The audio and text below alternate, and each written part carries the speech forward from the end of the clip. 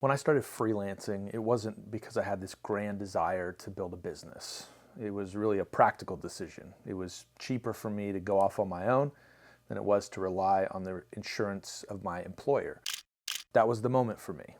And maybe you've had a moment like that, where life has pushed you to the point where you've started asking that question. Maybe I can do this. I've always been super interested in the idea of business. When I was a kid, I would pick cherry tomatoes in the backyard and go sell them to neighbors. I would collect cans and take them to those big vending machines where you get a nickel for every 2 cans that you put in. So business and entrepreneurship and all of these kinds of things have sort of been kind of second nature to me for most of my life. But there was always a reason why I shouldn't do it. When my wife and I first got married, health insurance was a real priority. It was a cost that could add up if you didn't have it.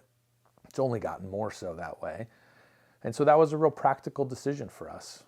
Get a job and care well for your family. It wasn't until 20-something years after being a full-time employee somewhere that I had this opportunity in front of me where insurance now all of a sudden made more sense outside of the context of a job than it did with a job. A lot of us dream about having our own business, freelancing, being independent. And I think a lot of that stems from a lot of different things, but there's something in there for you that was a catalyst to begin asking that question. The life circumstance that was putting pressure on you prompted you to wonder, could I do this? Could I go off on my own? And that matters a lot. That has mattered a lot for me. This thing many call the why. What is it that's motivating you? What is it that's driving you to start thinking about, could I do this? I want to talk about that today because the reality is that freelancing or running your own business, solopreneur, whatever language you want to use around it, there's a lot of highs and lows. And in the midst of those highs and lows, it's actually really helpful for us to remember what that why is. What is that thing that maybe got you here in the first place? Maybe what is that thing that is prompting you to start looking for videos on how do I make this transition? How do I do this? Can I do this? Whatever it is that's motivating you is really important to know because that will be a North Star for you when difficult times come. And they will, and it's okay that they will, but they will. So let me ask you that question. What is it? What is it for you? What's the thing that is your why? What's that thing that keeps prompting you? Maybe it's a circumstance like mine. Insurance didn't make sense anymore through my employer. Practical decision. There are a couple ways you can respond to that. You can say, I'll go to a company that has different insurance. But for me and my family, it made sense to jump.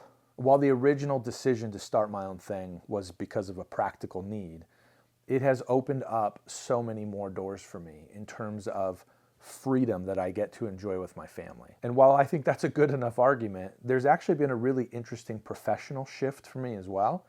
I am confident that I am doing the best work that I have ever done in my career because I'm able to control the way that I get my work done. Whatever it is that motivates you, whatever your why actually is, that's gonna be a really helpful driver for you as you begin this journey, because it is a journey. You can't flip the switch and go freelance overnight.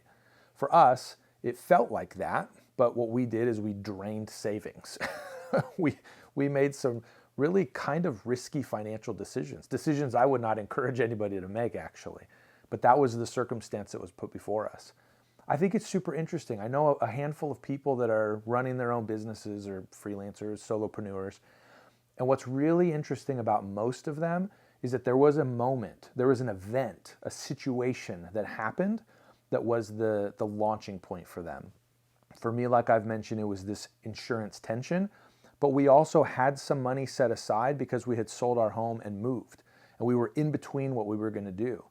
So we were able to make a strategic decision with our savings that helped us move down that road.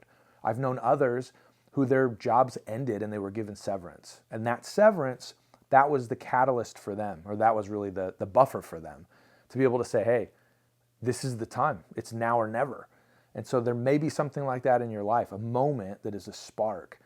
It may be something that you're building toward over time and you're taking on a client in addition to the work that you're doing. Whatever it is that's driving you, there's likely more benefit on the other side of this journey for you than just I did the thing. This is my why. So for me, I'm able to have insurance that's helpful for my family, but I'm also able to spend more time with my family. And I'm also able to have more flexibility in my schedule.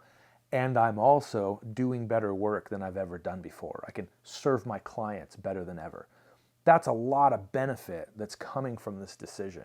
So whatever it is that's motivating you, that's driving you to begin considering taking this jump, latch onto that, define it, write it down. When you have a clear sense of your why, it's a North Star for you. It helps you make decisions in a good direction when things are tricky or challenging. I had a friend of mine reached out recently and asked if I would consider applying for a job in his organization. And it was a tough decision to make because I love the people. Ongoing, reliable revenue is very attractive when you're in a dry stretch like I am right now.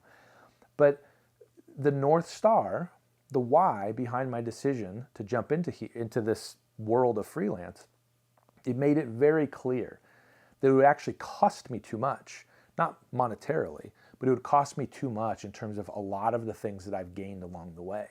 And that's what the North Star is for you. That's what your why is for you. So here's my charge to you. If you're in this realm of, should I do freelance? Can I do freelance? I'm interested in freelance, but I don't know a lot about it.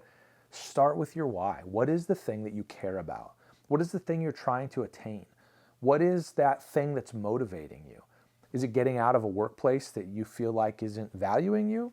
Is it frustration with the people that you work alongside? Your boss is micromanaging you.